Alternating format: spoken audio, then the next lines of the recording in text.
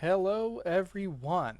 Today we are going to be speedrunning, casting all of the 4 lures available at 3dprintedmolds.com and seeing how quickly we can catch a fish on all 4 different lures. And with that, let's get started. First up, we have our dragonfly lure. We're going to be using the off-color white, some might call it an eggshell or a beige or a cream color from our tadpole video. Go watch that. It's available on my channel. I'm going to cast all of our dragonflies up. We're going to cast 5 in total because we're going to be fishing in the river and the trees and rocks love to steal our baits. Next up, here comes the tadpole lure we were just talking about. See the video where I edit the design and catch some fish on this very lure in color later. We're going to cast 3 total of these bad boys. I feel pretty confident about catching a fish on this.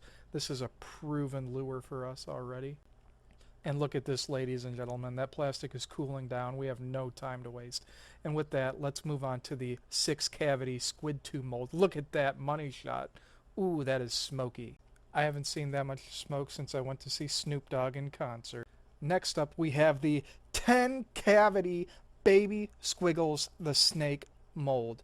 This is a fan favorite here. This is one of my favorite lures, baby squiggle. Look at it. The mold is dripping with excitement out of the top there. That's how you know it's done. One of the things you'll notice about this mold in particular is it has less screws than that 6-cavity squid tube mold. We'll talk about that later.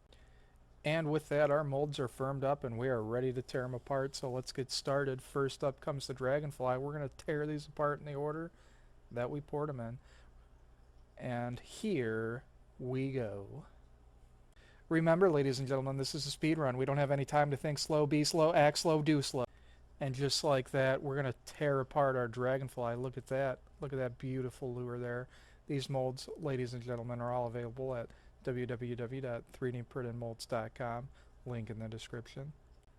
This dragonfly lure is a proven fish catcher for me.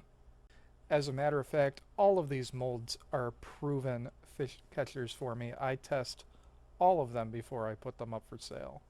As a matter of fact, over the last several months, I have been fishing with nothing but my lures and quite enjoying it and doing quite well fishing with them. Little bit of shameless self-promotion there. Before we move on to our tadpole lure, ladies and gentlemen, look at this. We're going to tear it apart. We're going to crack that mold open. Here's the big reveal. Just as good as the first time we showed this lure on the channel. Look at that. And with that, we're going to tear apart the rest of these bad boys. We did 5 dragonflies. We're going to do 3 tadpoles. That's how confident I am in the tadpole. Only doing 3 of them. But of course, we're going to lose some in the river, so we got to make more than one. Next up, 6-cavity squid tube mold. This one is one of my favorites. It's been producing probably the largest smallmouth out of any of these lures for me. Looks just like a crayfish in the water. Looks fantastic. Cannot say enough good things about this lure. Really happy with this one.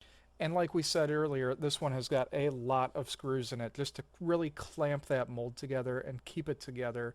And you'll see what happens if you don't have enough screws in a mold later. These bigger molds you have to be careful with as you tear them apart. They have more surface area of the plastic contacting, so they really want to stick together. I've heard that vegetable oil, spraying the mold with vegetable oil, will help with this. We really got to be careful here so we don't tear these things apart. But eventually we do get it apart. Look at that. Look at them jiggle with anticipation. I know I am. And next comes one of my favorites, the 10-cavity baby squiggles mold.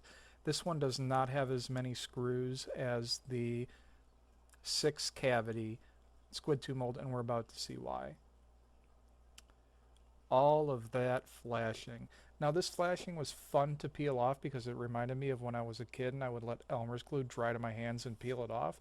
It's less fun trying to do that with the fishing lures when you're trying to do a speedrun challenge.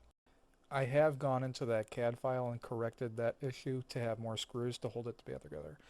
Anyway, 6 squid tubes, 5 dragonflies, 3 tadpoles, 9 squiggles, 1 rip, and we're ready to put our crocs into 4x4 mode and engage our socks because this is going to be serious. We don't have a lot of time at the river to catch fish on these 4 lures.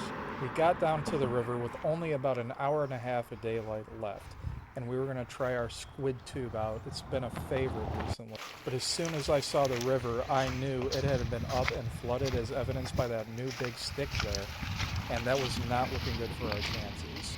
Those of you that fish the rivers know that when they're up high is when they're most challenging.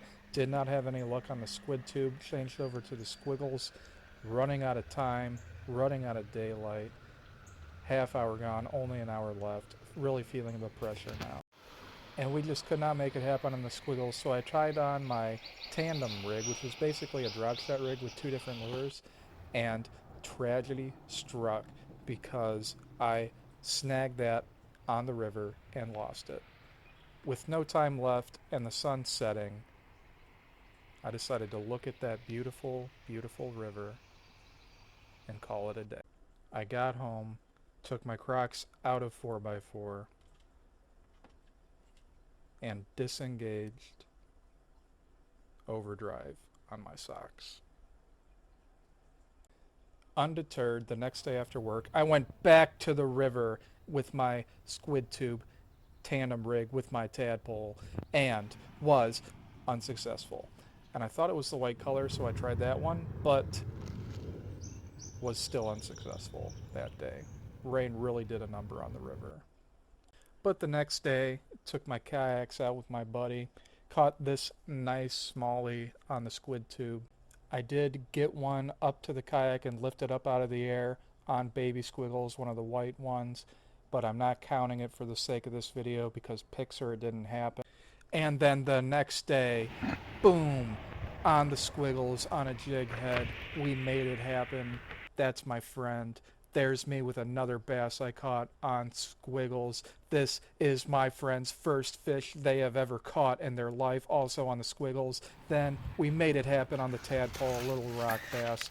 And you'll notice here the dragonfly is a little bit ripped up. I was trying that one too, was trying to make it a 4 for 4.